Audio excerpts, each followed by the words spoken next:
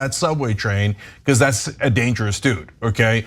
And so, and we know now in hindsight, we know that he was dangerous. So this whole, oh, he's just a lovable Michael Jackson impersonator. No, guys, he had deep issues, okay?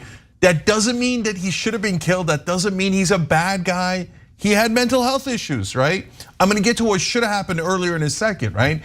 But it doesn't help anyone's cause if you pretend like he was just a lovable teddy bear that walked in on that day. And guys, if you jumped and choked every homeless person in New York that was screaming loudly in a subway or menacing or threatening, let's keep it real. There's a lot of those folks. You'd be choking a lot of people. Do not do that, or whatever the category is, right?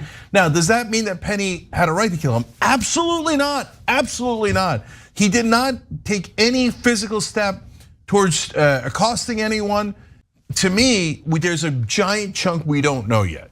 So we know we saw the choking, but we never saw the beginning of the video. But we have witnesses, and by the way, Penny's own lawyer says that he was aggressively threatening people. In other words, he did not attack anyone, he did not hit anyone. Need to go for trouble. So if it turns out Penny wanted that trouble, went and looked for that trouble, and then jumped the guy from behind, I'd say these charges are not enough, right? But if it turns out, as witnesses are describing now, Penny jumps the guy before he'd done any attack, the second-degree manslaughter sounds about right, okay? So now, and by the way, that way you can get a conviction. If you overcharge, you won't get anything, right? So I know for a lot of folks, no, you have to go extreme on every single thing, but we're not in that camp. Look, one more thing about what Woz is saying. So when you go to help this guy, and he had a lot of violent episodes. He punched a 67-year-old woman in the face and broke her face, broke her nose, her orbital bone, etc. He punched and assaulted a Mexican guy who was a migrant, who lives in Harlem, to Woz's point about just a working poor guy. And the guy's like, whoa, this guy's dangerous, etc. There's no question he was dangerous. There is a question as to whether he was dangerous at that moment. That is a critical question in this case. But guys, so what do we do with that? Well, he'd already been arrested. They already did a diversion program. He should have been arrested.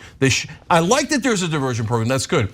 Where the system failed was that institutionalizing him was voluntary, but he's not in shape to make that rational decision on whether he should be or shouldn't be institutionalized.